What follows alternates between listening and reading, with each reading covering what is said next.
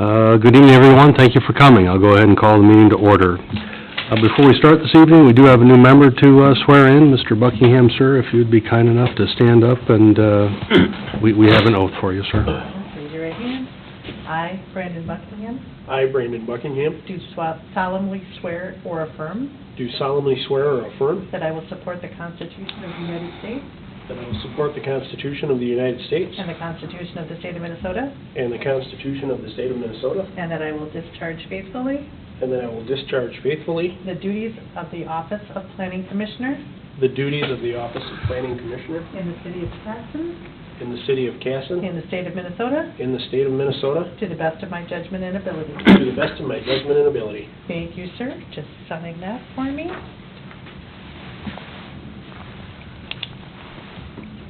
That was a 10-year term, right? Yeah. Life. Thank Thank you. Thanks, Linda. Thank you, sir. Welcome aboard. Thank you. Congratulations. Thank you.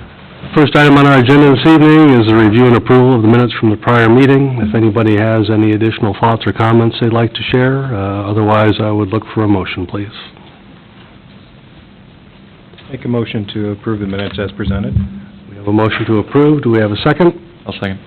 Motion and a second. All in favor, say aye. Aye. Those opposed? That takes care of the minutes. Next up, public hearing, Quick Trip electronic sign. Yeah, so I'll just introduce this one here. So this is for the proposed new Quick Trip up on Manorville Ave North. They're proposing several different signs, but only one of which requires a conditional use permit as it's a electronic sign within the commercial district. So included in your packets I have a summary of all the different signs, but the one that needs the conditional use permit is the number 11 there. So it's going to have a main ID, a pricer cabinet, an electronic message center, all of which together is a little less than 100 square feet. You've got the site plan in there, shows where it's going to go, kind of on the, let's see, it's the northeast corner of the lot there. And then there's also the picture of what the sign would look like as well. Let's see now. So staff is recommending that the Planning Commission recommends approval to the City Council for this CUP with the finding of facts that the proposed sign is not a prohibited type as listed in Section 154.345 of the Code of Ordinances. It doesn't exceed the applicable code standards for height or area. It doesn't encroach on any public right-of-way or easement, and the sign doesn't flash or move, nor is it intermittently lit.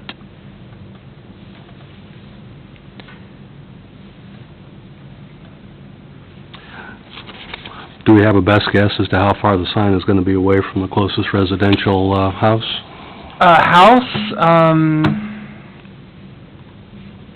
Let's see here. I know it's like residential across the street, but that's the school, of course. Let's see. I was thinking the single-family homes just north of there, sir. Yeah, north of the school. Flip my map here.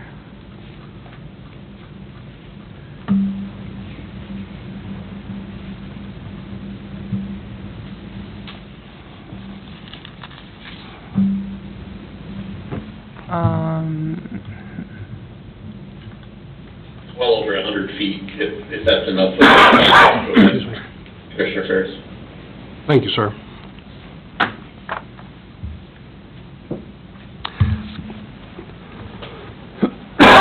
Oh, excuse me. Yeah, definitely. Do we have anybody here from La Crosse Sign?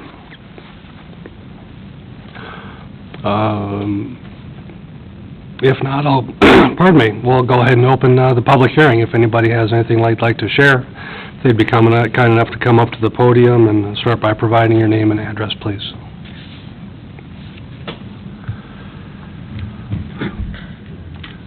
If not, I will close the public hearing. Gentlemen, your thoughts. I guess we've seen a number of signs from Quick Trip over the years. This is at least the third or fourth one I've seen personally. I cannot think of a single issue with any of them that has ever cropped up or we've had a challenge with. So I I guess those are my two thoughts, going into this particular application.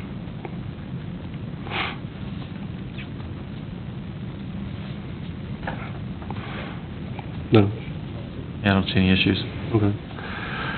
If there's no other questions, concerns, or thoughts, I would look for a motion, please. I'd make the motion to approve. We have a motion to approve. Do we have a second? I would second. I'll let you two fight over it. We have a motion and a second. All in favor, say aye. Aye. Those opposed? That would be our recommendation to the city council.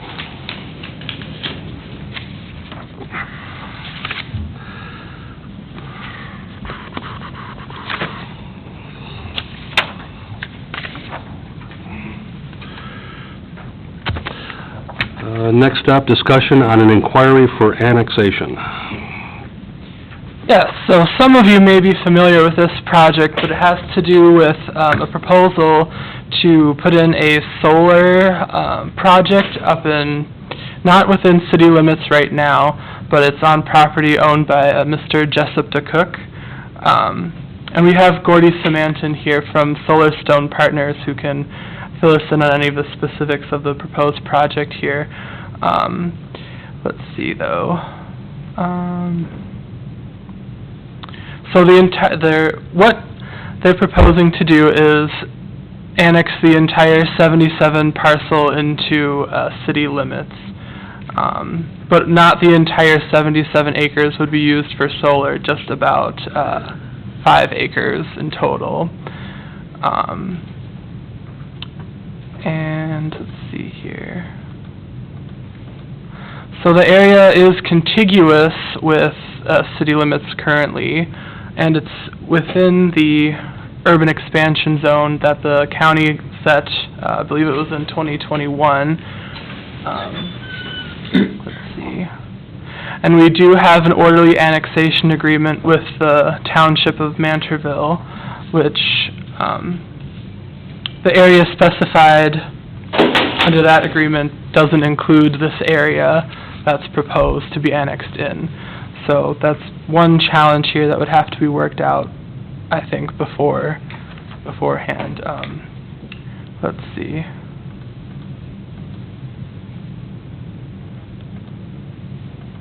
Brad, do you have anything to add on this? Nope. Yeah, I think there's three things I would Yeah. emphasize, that if the planning commission is thinking this idea of a solar farm makes sense, and that this be part of the city limits. And those three things, as Ian mentioned, the first one I think that's critical is the amending of the orderly annexation agreement. I would say it's an amendment to the orderly annexation agreement. I think the way the agreement currently reads is this property is contiguous to but outside of the jurisdiction of the orderly annexation agreement. And essentially it says, before you consider any petitions, that you don't consider any petitions, which basically means you don't consider any petitions for properties that are not in the OAA. And so that basically means you need to revisit that with the township, and you go through an amendment process to that. There may be other ways to bring it in, and that would require just some legal discussions regarding annexation when you have an OAA in place. In conjunction with that, this is outside of our growth area, and so it's kind of beyond the limits of what our comprehensive plan envisioned from a growth standpoint. And Ian mentioned, that their proposal is to bring a small piece of this in for the solar farm. We need to understand the broader context and everything around it. We don't want a sliver of a road in a little circle out there for a solar farm. We need to think broader, and that's the role of the planning commission to do that. So it is a process that we need to go through. It may seem extensive for such a small project in a very basic case, but planning is about making sure the context fits, and so that's what I would suggest. It's an amendment to the OAA, amendment to the comprehensive plan, and then an amendment to the zoning ordinance so that it all fits in place.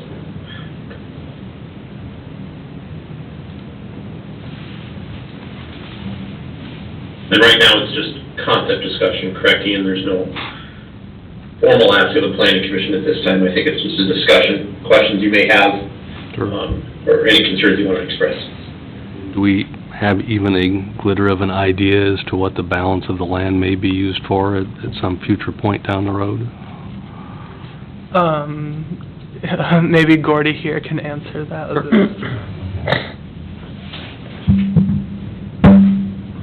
Good evening, Mr. Chair, Commissioners, and staff. My name is Gordy Simonton, and I am one of the principals with Solarstone Partners, and we're headquartered in Minneapolis.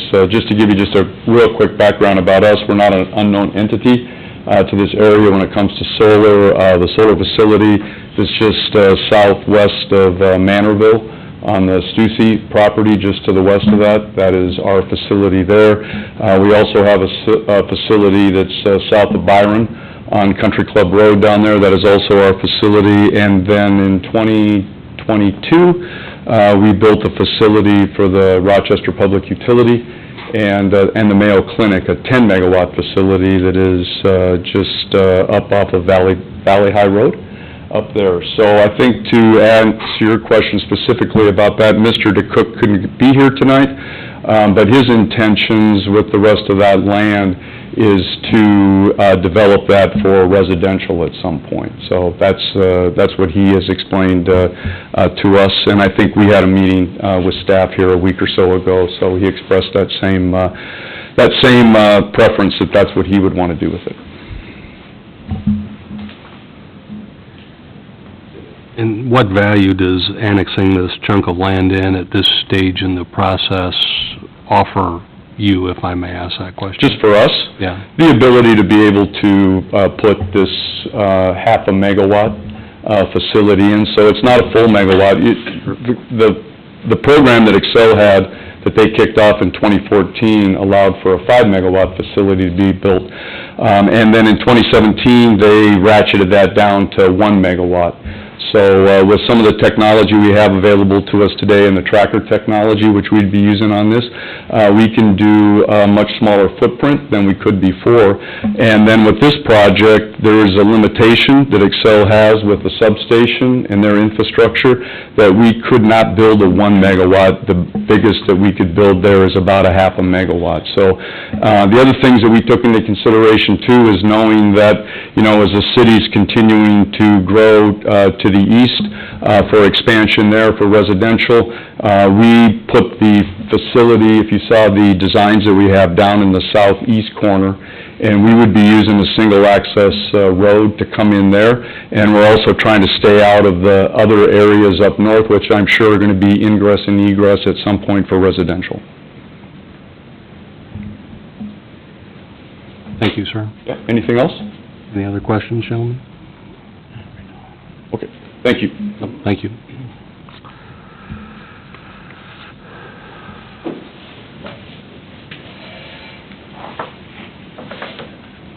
Any other thoughts or questions to bring to the table?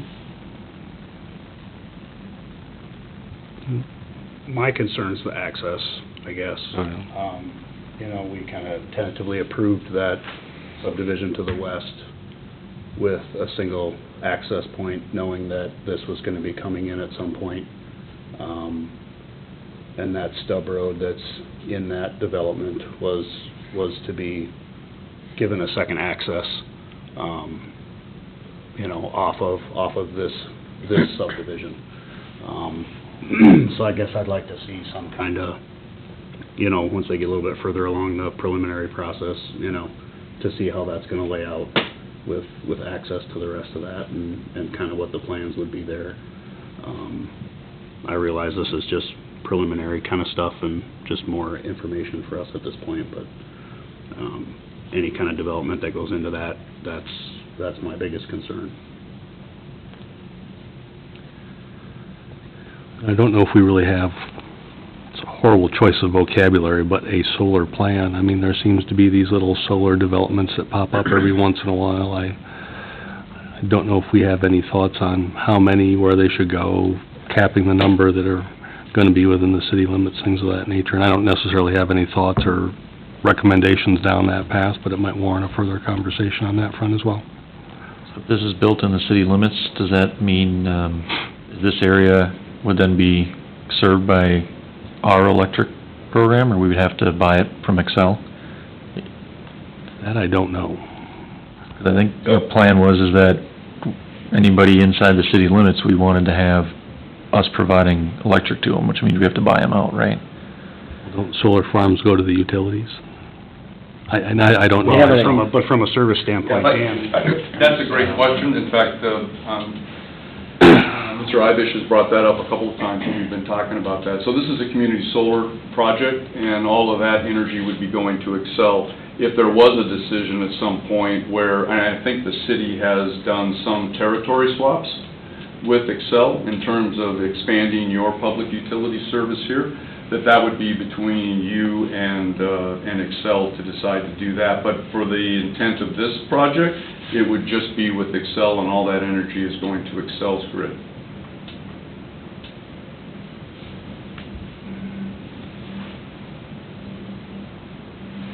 And I know we had, at one point, we had, the county, I believe, came to us with, another piece of property that butted up against to our expansion area.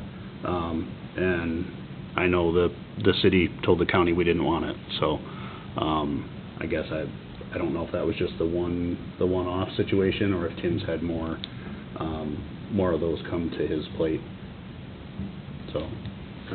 I think there's a number, these are all good questions, and these are good discussion topics.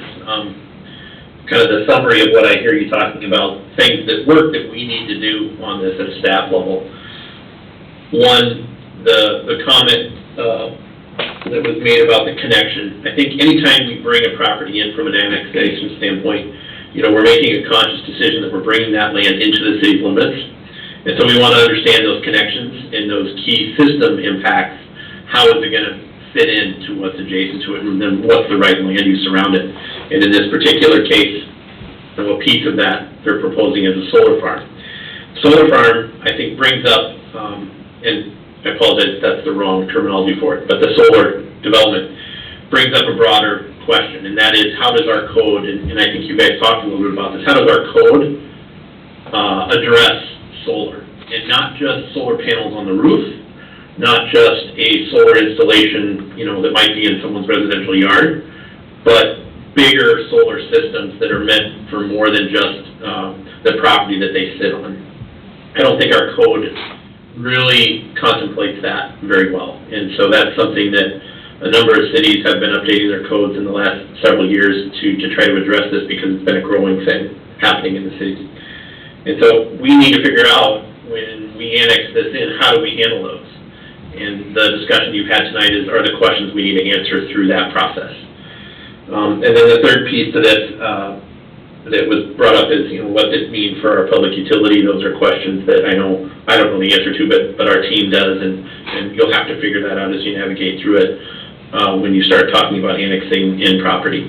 So all of those things are great discussion topics. I think from a policy level, annexing this property in requires that changing our annexation agreement. It's growth that we didn't anticipate as part of the comprehensive plan. And so comp plan's, 6 years old. Is it 6 already? God, I think it's 6 already. It's 6 years old, so that's something that we've talked about in the last couple of planning commission meetings, and so this is timely in the respect of, let's revisit the comp plan and think about how that growth happens. I just want to emphasize that it's not going to be something that's going to happen overnight. It takes a little while to walk through a process, engage people in the conversations, and, navigate the politics of annexation. But these are great discussion topics.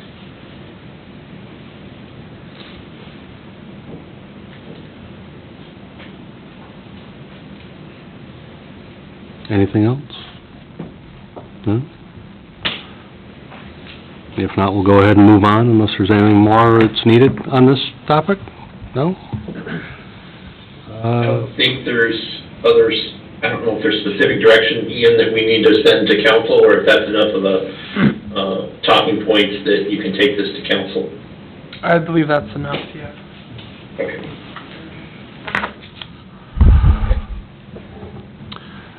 Next up, rezoning within the urban expansion district for LC trucking relocation.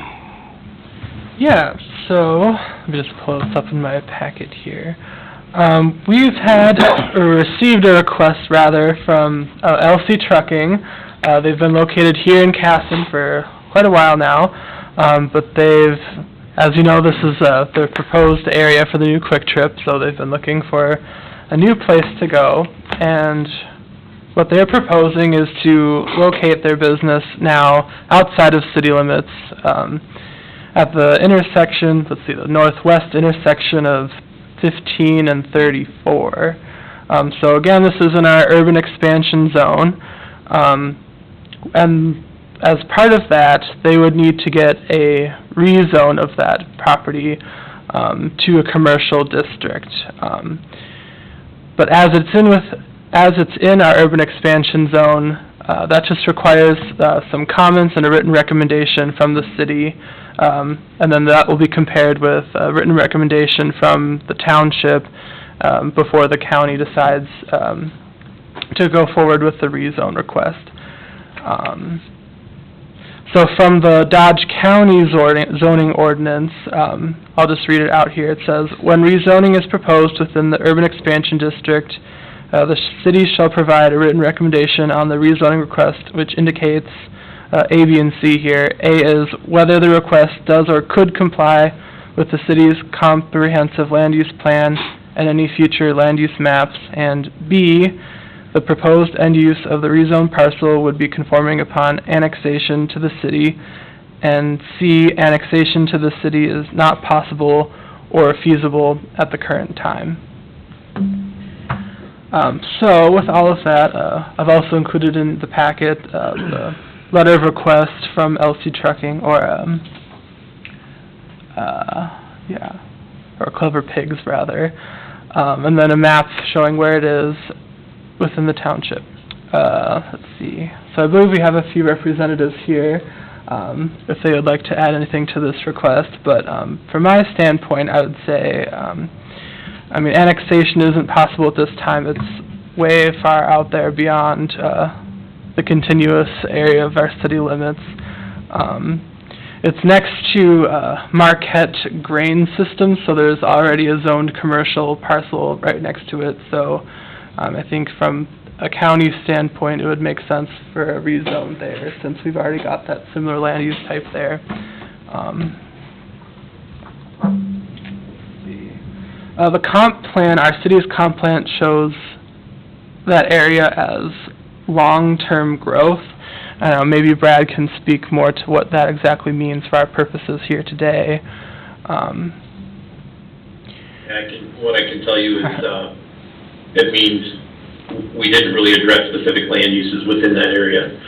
The other thing I would mention to you, and so ideally you would address that as growth approaches that area, you would address those more specific land use patterns.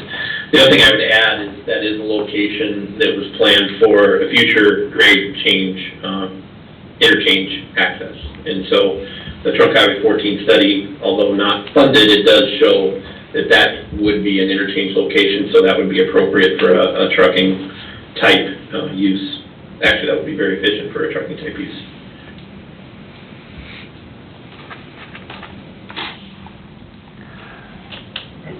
Don't we typically have a public hearing with a rezone? So this isn't the city rezoning, the county will be the one that rezones this property, but because it's in our urban expansion area, long-range planning area, they're just seeking comment from the city on it before they rezone it. So the rezone's done by the county, not by the... Rezone, right, the official process and public hearing process and ordinance amendments would be the county.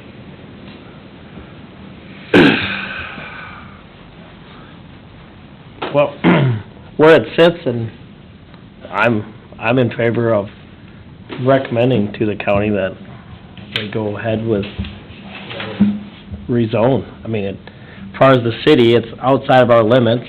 It fits in what's in the area, so it makes the most sense. And it keeps the business local. Yep. Reasonable access to 14, which I would assume as a trucking company doesn't hurt. And it's a property that's sitting idle anyway, so it... I drove by it on the way home.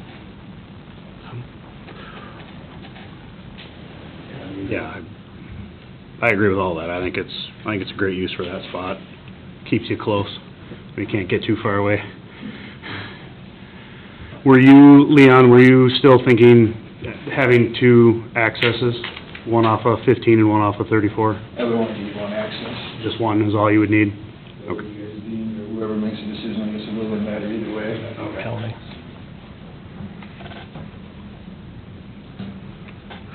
Any other thoughts? No? Guess I would look for a motion then, please. I'd make the motion that we'd make the recommendation to the council to move forward with the letter. We have a recommendation or a proposal to receive, or proceed, pardon me. Do we have a second? Motion and a second. All in favor, say aye. Aye. Those opposed? That would be our recommendation to the city council.